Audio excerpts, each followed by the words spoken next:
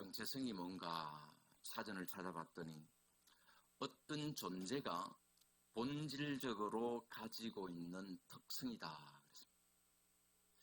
그러니까 우리 그리스도인의 정체성이라고 말하면은 우리 그리스도인들이 가지는 본질적인 특성으로 과연 그리스도인은 어떤 사람이냐?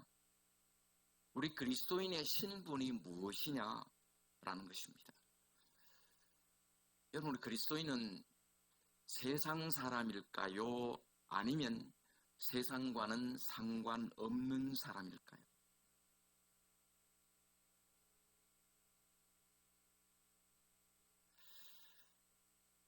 우리 그리스도인은 세상 사람이 아닙니다. 그렇다고 해서 세상과 아무 상관없는 사람이냐? 그렇지도 않아요. 우리 그리스도인은 비록 세상에 살지만 세상과는 구별되는 삶을 살아가는 사람입니다. 한마디로 말하면 세상 속의 그리스도인이라는 사실이에요. 그럼 세상 속의 그리스도인은 어떻게 살아야 될까요? 가장 분명하게 가르쳐주는 말씀은 너희는 세상의 빛이다, 너희는 세상의 소금이다 라는 예수님의 말씀입니다.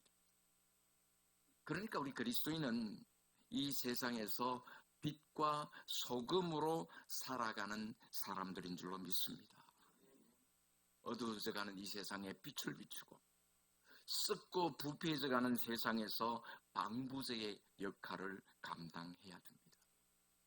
우리 그리스도인들의 그런 희생적이고 모범적인 삶을 통해서 믿지 않는 사람들이 하나님께 돌아오고 하나님께 영광을 돌릴 수 있도록 살아가는 삶, 그 삶이 바로 우리 그리스도인의 삶인 것입니다. 오늘 본문 말씀은 믿음의 조상 아브라함이 그랄 왕 아비멜렉과 화친의 죄악을 맺는 장면을 기록하고 있습니다. 아브라함은 부르심을 받은 후 끊임없이 떠도는 생활을 했습니다. 아브라함은 직업이 목축업이었기 때문에 더 나은 초장을 찾아서 늘 옮겨 다녀야 했습니다. 그러다가 가나안 땅 남부에 그랄이라고 하는 지방에 가서 살게 되었는데 그곳에서 아브라함이 이방인들 틈바구니에 살면서 어떤 삶을 살았고 또 그 사람들에게 아브라함이 어떤 모습으로 비추어졌는가 하는 것을 우리에게 잘 보여주고 있습니다. 아브라함은 어디서 살든지 하나님의 백성다움을 잃지 않았고 믿지 않는 사람들에게 모범적인 그런 모습을 보이기 위해서 노력했습니다. 애굽에서 돌아온 후에 자기 조카 롯과의 땅 문제로 분쟁이 생겼습니다.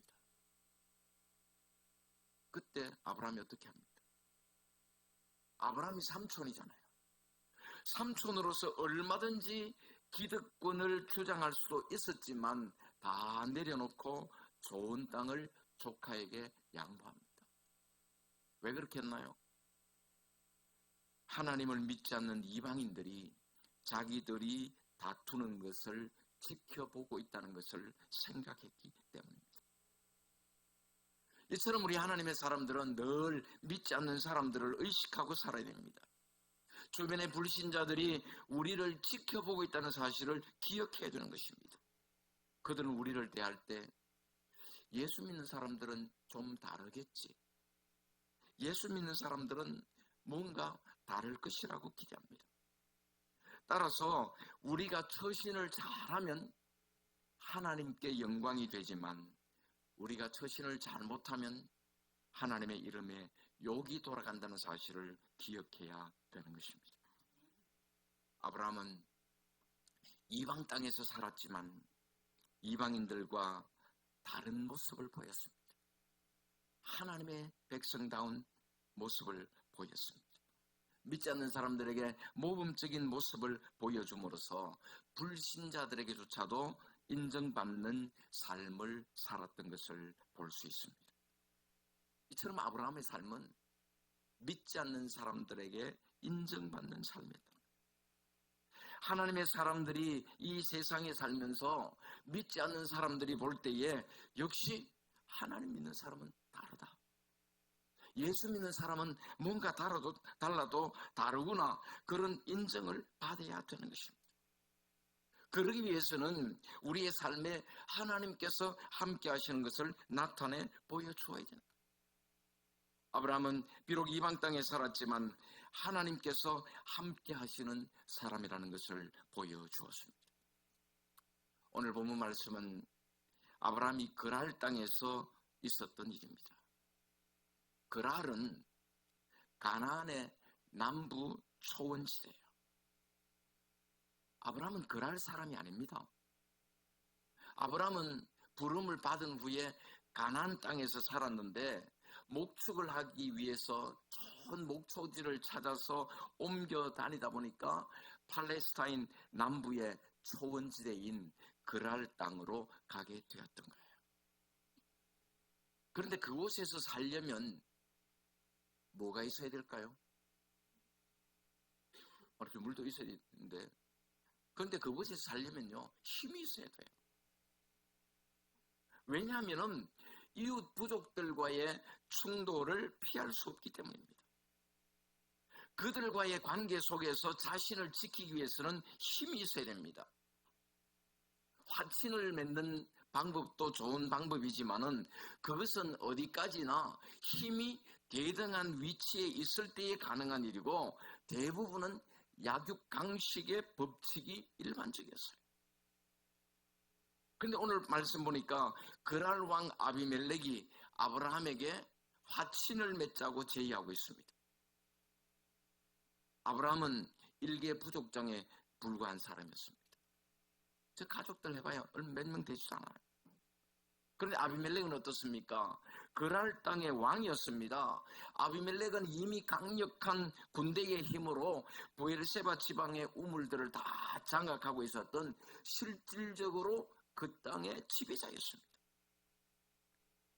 마음만 먹으면 얼마든지 아브라함 정도는 무릎 꿇릴 수 있는 그런 사람이었습니다. 그런데 그런 아비멜렉이 아브라함에게 화친을 맺자고 제의합니다. 그 이유가 뭘까요? 그랄 사람들의 눈에 아브라함은 함부로 할 수 없는 사람이다.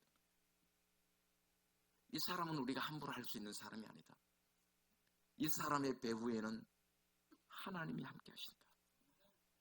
그래서 아비멜렉이 이렇게 말합니다. 네가 무슨 일을 하든지 하나님이 너와 함께 계시도다. 아브라함은 그랄 땅에 와서 살고 있습니다. 그러니까 그랄 사람들 입장에서 보면은 아브라함은 낯선 외국인이에요.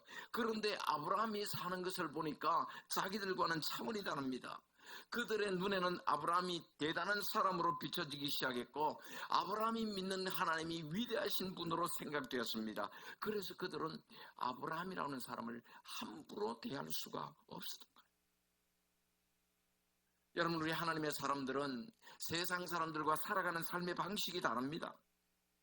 세상 사람들은 사람을 의지하고 삽니다. 돈의 힘을 의지하고 삽니다. 그래서 문제가 생기면 돈으로 해결하려고 하고 힘 있는 사람에게 청탁해가지고 문제를 해결하려고 합니다. 그것이 세상 사람들이 살아가는 삶의 방식이에요. 그러나 우리 하나님의 사람들은 하나님만 바라보고 사는 줄로 믿습니다. 세상 사람들의 기준에서 볼 때는 이상한 사람들입니다. 흔히 그런 말 하잖아요. 원칙대로 하면은 안 된다. 법대로 하면 망한다. 그래서 적당히 뇌물도 주고받고 어느 정도의 불법은 묵인해 죽이면서 그렇게 살아야 이 사람은 뭐가 있다? 융통성이 있는 사람이다. 고지고대로 하면은 고지식한 사람, 다 막혀있는 사람, 말이 안 통하는 사람. 그런데 여러분, 정말 정직하고 원리 원칙대로 그렇게 사업하고 그렇게 장사하는데도 오히려 더 잘 됩니다. 그런 모습이 주변에 믿지 않는 사람들이 볼 때에 그들의 입에서 저 사람은 분명히 누가? 하나님이 함께하는 사람이구나. 그런 고백이 나오게 되는 거예요. 오늘 우리는 세상 사람들의 눈에 어떤 모습으로 비춰지고 있습니까? 깨끗하고 정직한 모습으로 비춰지고 있나요? 하나님이 함께하는 그런 사람으로 인정받고 있습니까? 그렇게 되려면 우리가 복을 받아야 돼요. 예수 믿는 사람들이 하는 일마다 잘 되고 복을 받을 때에 주변의 불신자들이 부러워하게 되고 하나님께서 함께 하시는 사람이라고 인정받을 수 있는 것입니다. 그런데 왜 예수 믿는 사람들이 복을 받지를 못합니까? 왜 하나님의 사람들이 어려움을 당합니까?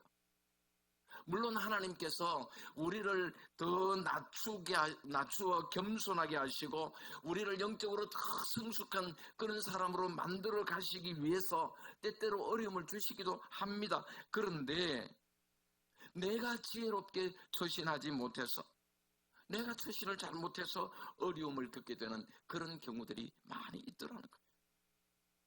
그러므로 하나님을 믿는 사람들은 불신자들이 나를 어떻게 볼까? 자신이 믿지 않는 사람들의 눈에 어떤 모습으로 비춰질까? 저 사람은 정말 하나님 믿는 사람이구나. 저 사람은 진짜 예수쟁이구나. 그렇게 하나님의 사람으로 인정받아야지. 예수 믿는 사람이 왜 저래? 교회에 다니는 인간이 왜 저래? 비난받고 욕먹고 손가락질 당하는 그런 삶을 살아서는 안 된다는 것입니다. 예를 들어서 어떤 회사에 취업을 했으면 그곳에서 하나님의 사람다운 모습을 보여줘야 되는 거예요. 믿지 않는 사람들보다 더 성실하고 더 정직하게 일하는 모습을 보여줘야 돼요.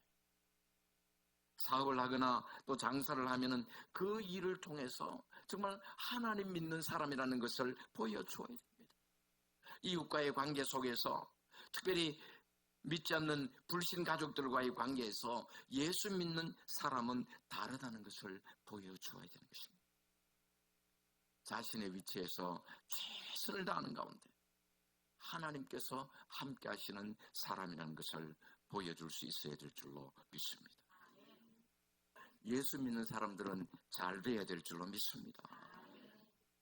그래서 예를 들자면은 장사를 하더라도요, 예수 믿는 사람들 가게에는 손님들이 넘쳐나야 돼요.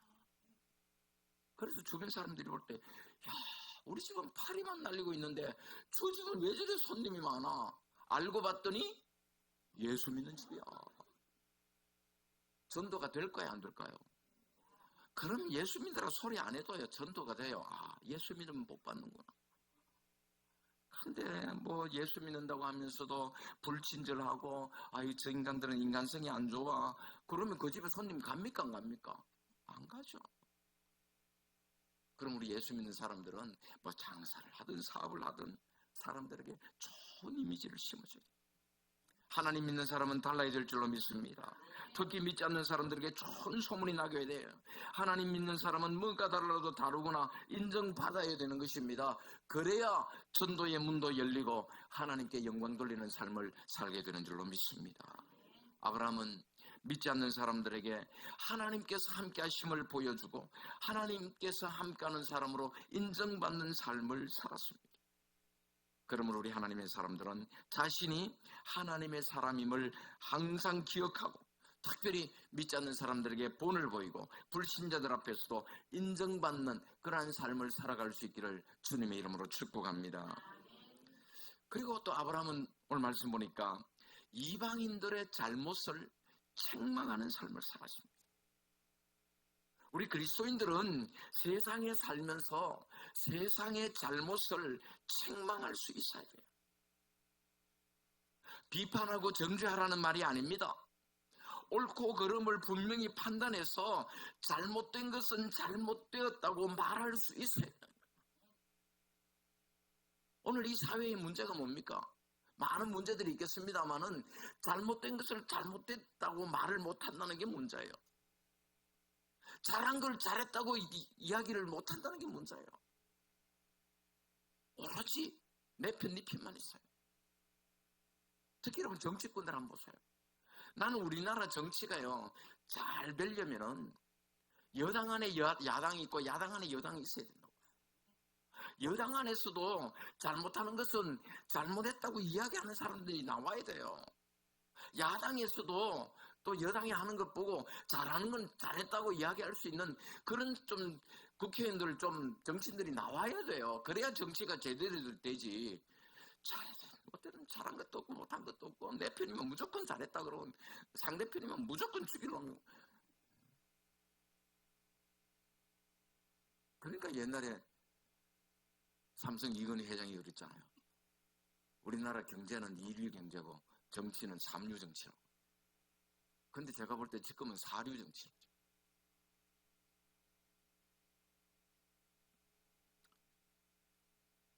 근데 그러기 위해서는 어떻게 됩니까? 우리 그리스도인들이 정직해야 돼요. 자신이 먼저 하나님 앞에서는 물론이고 도덕적으로나 윤리적으로 정직하고 책망받을 일이 없어야 됩니다. 사도행전에 보면은 바울이 예루살렘에 가서 붙잡혀가지고 거기서 재판을 받잖아요.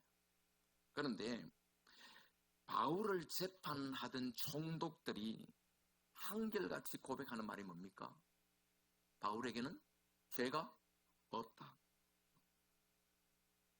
털어서 문진하지 않는 사람 없다 그렇게 말합니다만은 바울이라고 하는 사람 아무리 탈탈 들어봐도 도덕적으로나 윤리적으로나 법적으로 아무 문제가 없다. 그래서 바울은 당당할 수 있었습니다. 내가 깨끗해야 누구 앞에서도 당당할 수 있는 거예요. 아브라함은 자기를 찾아온 아비멜렉과 군대 장관을 책망했습니다. 여러분 일반적으로 볼 때 누가 누구를 책망하나요? 높은 사람이 낮은 사람을 책망합니다. 힘 있는 사람이 힘 없는 사람을 책망해요. 그래서 윗사람이나 힘 있는 사람의 잘못에 대해서는 뒤에서 욕은 하지만 앞에서 책망은 못합니다. 그런데 아브라함은 그렇지 않았다는 거예요. 아브라함은 힘 있는 사람 앞에서도 비굴하지 않았고 당당하게 그들의 잘못을 지적하는 그런 하나님의 사람다운 모습을 보여주었습니다. 아비멜렉은 사회적인 지위나 또 자기가 가지고 있는 힘으로 볼 때에 아브라함을 책망할 위치에 있지 아브라함한테 책망받아야 될 사람이 아니었습니다. 그럼에도 불구하고 아브라함은 아비멜렉의 잘못을 지적하고 책망하는 25절 보십시오. 아비멜렉의 종들이 아브라함의 우물을 빼앗은 일에 관하여 아브라함이 아비멜렉을 책망하며. 팔레스타인 지방에는 물이 귀합니다. 우리나라는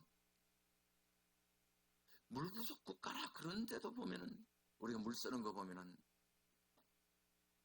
그냥 물 쓰듯이 쓰잖아요. 물을 물 쓰듯이 펑펑 써요. 그래서 지난달에 20몇 톤 썼던 게 이번 달에는 70톤을 넘었다는데 우리 교회.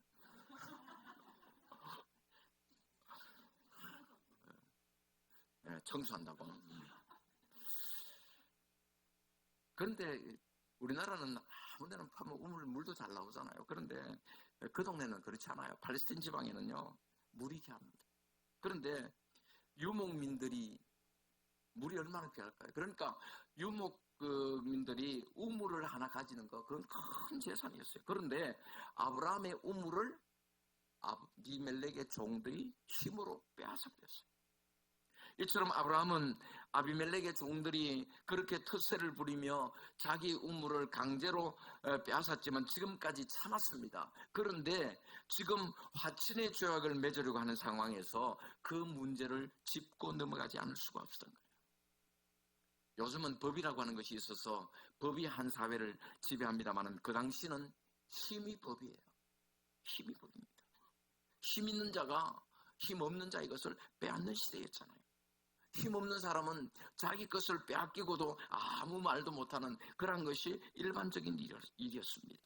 그랄 땅의 왕이었던 아비멜렉에 비하면 아브라함은 사회적인 약자라고 할 수 있습니다. 그럼에도 불구하고 아브라함은 아비멜렉의 종들이 저질렀던 악행에 대해서 아비멜렉을 책망합니다. 믿음의 사람이 가진 담대함이라고 할 수 있습니다. 하나님을 신뢰하는 믿음이 있었기에 담대하게 행동할 수 있었던 것. 그렇다고 해서 아브라함은 결코 교만하게 행동하지도 않았습니다. 아비멜렉은 한 부족의 왕입니다.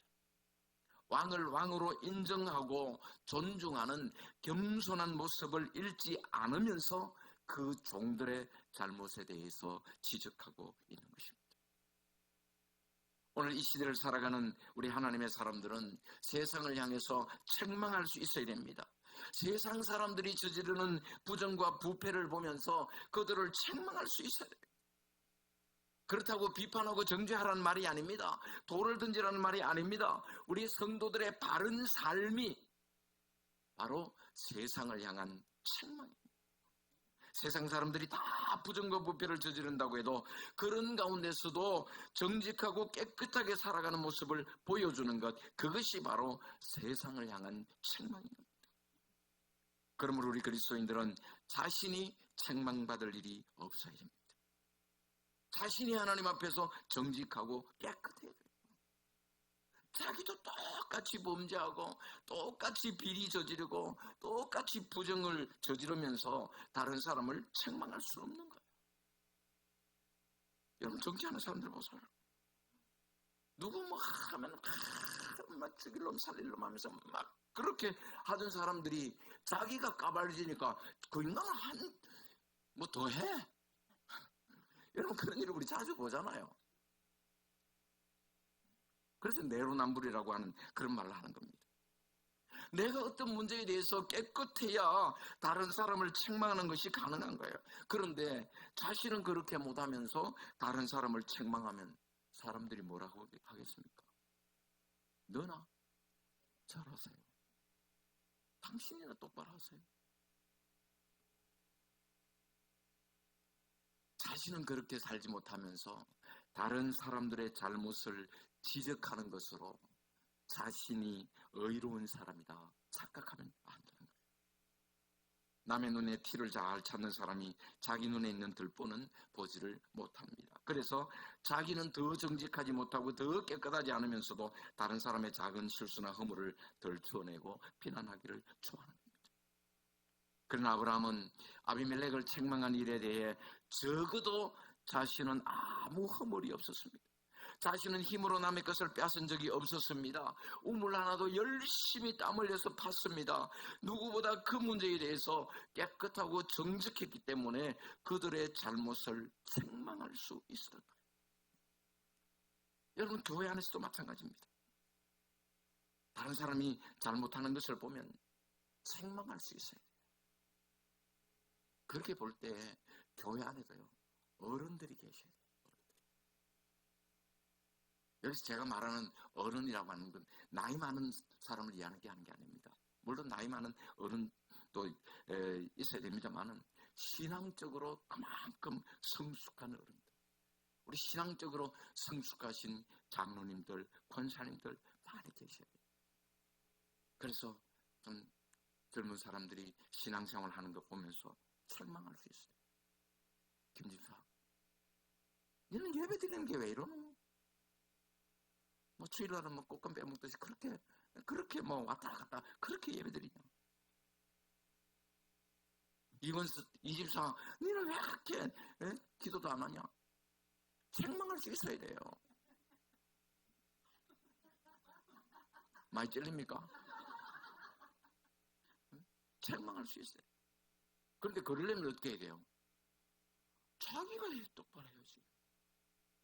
자기도 예배 제대로 안 드리면서 네 예배 왜 이래 드리나? 자기도 기도 안 하면서 왜 이렇게? 그건 말이 안 되는 거예요.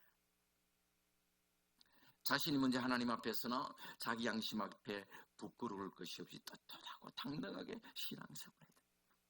비판을 위한 비판이 아니라 정말로 상대를 아끼고 사랑하는 마음으로 부모가 자녀를 책망하듯이 그렇게 해야 된다는 말입니다.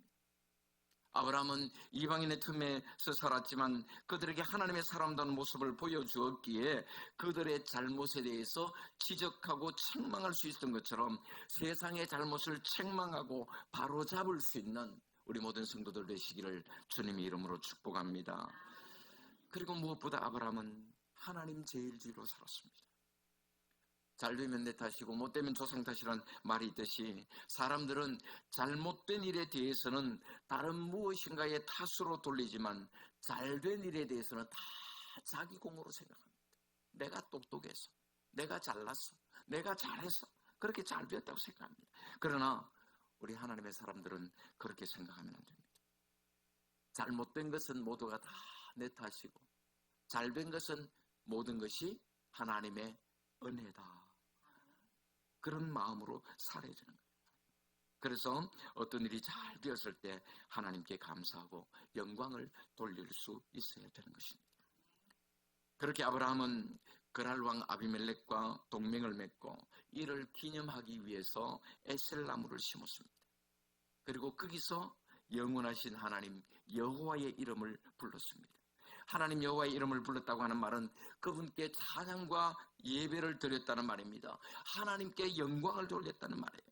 그러니까 아브라함은 아비멜렉과 화친할 수 있도록 역사하신 하나님의 은혜를 기억하기 위해서 에셀나무를 심었고 그곳에서 하나님의 이름을 부름으로써 그들이 맺은 화친이 잘 지켜지도록 하나님의 도움을 구하고 있는 것입니다. 아브라함은 매 순간순간마다 하나님의 이름을 높였습니다. 소돔 왕 앞에서는 하나님의 이름으로 맹세할 때 지극히 높으신 하나님이라고 불렀고 오늘 본문에 보니까 영원하신 하나님이라 부르고 있습니다.